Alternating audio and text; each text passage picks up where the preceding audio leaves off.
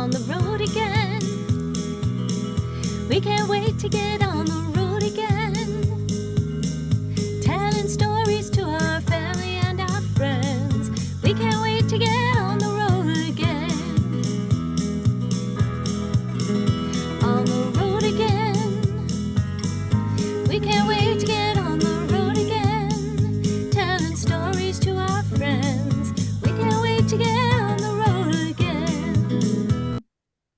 Welcome to our monthly AAA podcast, Affinity, Allie, and Annette on the road to good storytelling with your host, Allie Spooner and moi.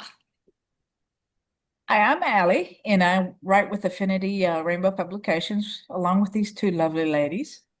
I am kind of a genre hopper. I hop over from simple romance to adventures, paranormal, cowgirl, psychics, you name it. I don't hesitate to write about it. Got a numerous series and some standalones out there. I hope that you enjoy our podcast and have an opportunity to meet some authors that are new to you or learn more about your favorites. And today we are certainly blessed to have a character on board with us today that I'm sure you will love to listen to, and her books are fantastic. And we would appreciate your support and want you to visit the Affinity Rainbow Publications website to check out our books. Thank you, Allie. And I'm Annette Maury, and I won't do a big introduction. I'm also with Affinity Rainbow Publications. I will do a little plug for our newsletter that comes out monthly. And if you haven't subscribed, I really hope that you will consider subscribing so that you know about all of our new books coming out. And this month, I am so happy to be talking about medieval warriors. It's interesting. We were just having a little tiny conversation. I'll give you a hint behind the scenes about Bodhi, who was a warrior, and whether Bodhi was dreamed up as a result of that, which I'm sure Dell will talk about that. But I just thought that was interesting because she was certainly a badass medieval warrior. And so we'll be talking, though, about Bodhi and Gwen, which is a trilogy, one of my absolute favorites because the characters are so rich and full and just delightful to read about. So we'll be talking about the trilogy today, and it's filled with humor and fun and really rich characters.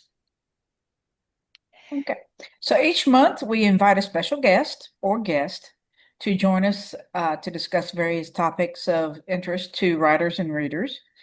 We invite our guests to do a short reading and then follow with questions on the featured topic, while encouraging them to do at least one giveaway to our audience. So I have the absolute pleasure of introducing Dell. Her bio alone tells everyone what a great sense of humor she has. I'm a liar, and a good one at that. That's how Dell introduces herself as a writer. She particularly enjoys telling tall tales that include history, fantasy, and dark humor. She takes all of these elements and combines them in one big pot, stirring thoroughly, blending into the story she writes. She's widely traveled and has seen all sorts of interesting people and places along the way, and incorporates these experiences into her storytelling. She currently lives, works, and plays in San Antonio, Texas, which, well, it was the backdrop for her previous book, so I won't really go into that because I don't think that Texas is actually the setting for her Bodhi and Gwen series instead, which is what we're going to be talking about today. Where was it set? Bodhi and Gwen, they Yeah. are set in medieval Europe. In Europe. Okay. Yes. All right. Not anywhere close to Texas. Just a hop, skip, and a jump away. Yeah. All right. So without further ado, Dell, if you're ready, let's take it away. Okay, so like my two lovely companions here have mentioned, I'm going to be doing a reading about Bodhi and Gwen, a trilogy. I'm going to do a sample from the first book in the trilogy, which is My Fair Maiden, and I've picked a scene which I think gives the most insight to both those characters. So we're going to start out. They've actually been taken prisoner by the local villagers Uh, Gwen is supposed to be a sacrificial offering to an ogre that's been terrorizing the village.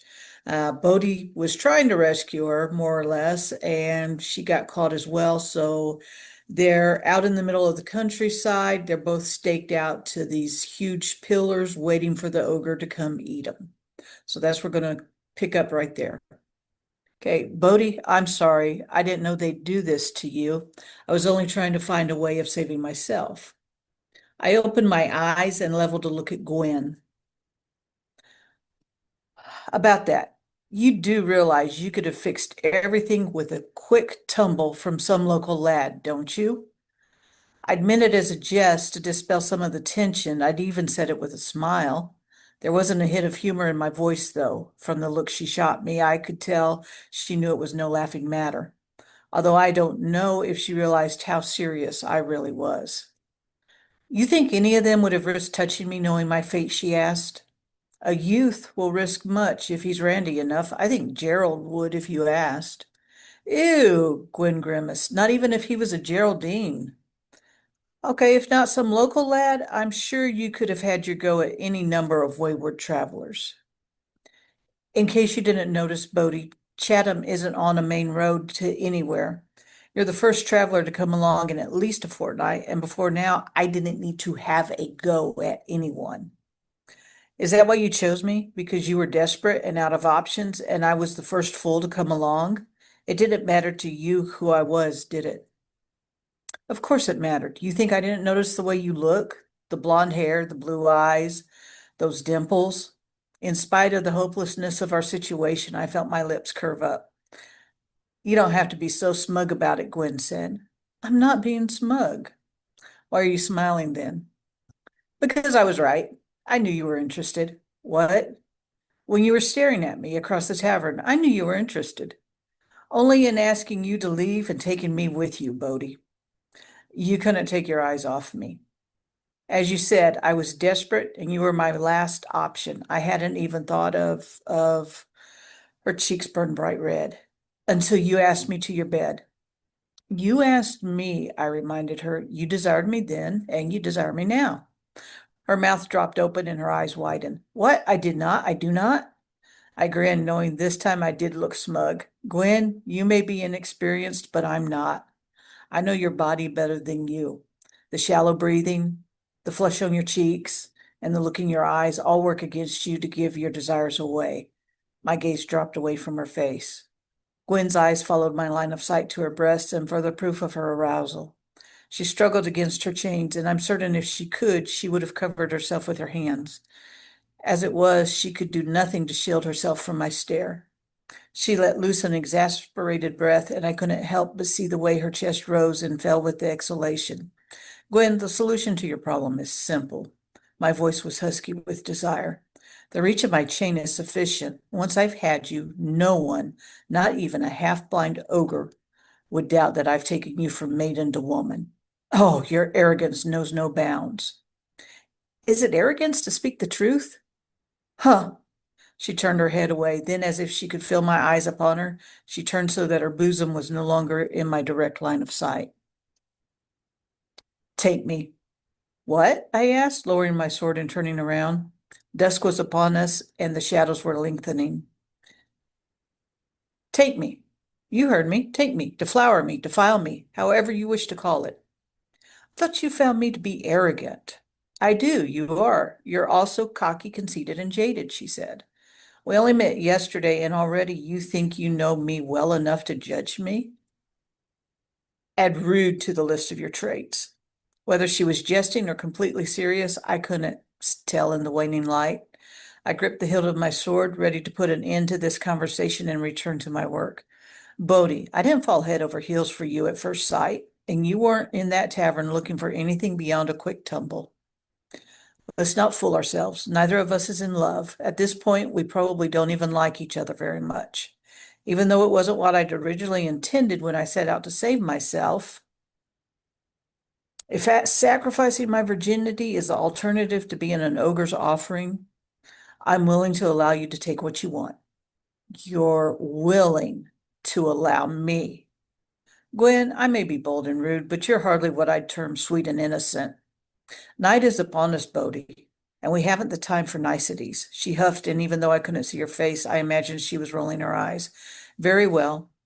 When you returned for me, you proved that you are also noble and selfless. Bodhi, would you do me the honor of taking my virginity? You sure? I asked. Well, I don't see any other heroes rushing to my rescue, do you? I reached out, grabbing her behind the head with my right hand and pulling her to me for a bruising kiss. She gasped and her mouth opened beneath mine. My tongue dipped deep inside, tasting her wet heat before withdrawing. My lips were everywhere, her ear, her cheek, and at the line of her jaw. She tilted her head back, and I had access to her neck. I licked, nipped, and sucked at her pulse point. My tongue slathered over the cut left by the knife at her throat, and she gasped sharply in reaction. I lowered my head, kissing my way down her bare neck to her cleavage. I kissed and licked at the flesh left exposed by her bridal gown. My fingers closed on the bodice, determined to tug the garment lower so I could reach her hardened nipples. Bodhi, Bodhi, Gwen, I murmured in response. Bodhi. This time I recognized something other than passion in her voice. There was ardor, of course, but there was also a sense of urgency, as if she were demanding my attention. I drew back. Her flesh shimmered with moisture from my kisses, and my fingertips were still hooked within her bodice. I blinked at her, my breath ragged and showing in heated puffs upon the cool air. Bodhi, what are you doing? She was also short of breath, and her bosom heaved with each word she spoke. I think that would be rather obvious. Well, yes, but oh, I want to make sure your body's ready for me, Gwen. Believe me, Bodhi, I'm as ready as I'm going to be. Your first time, I husked as my hand cupped her breast, should be special. Bodhi, if I don't die, that'll be special enough.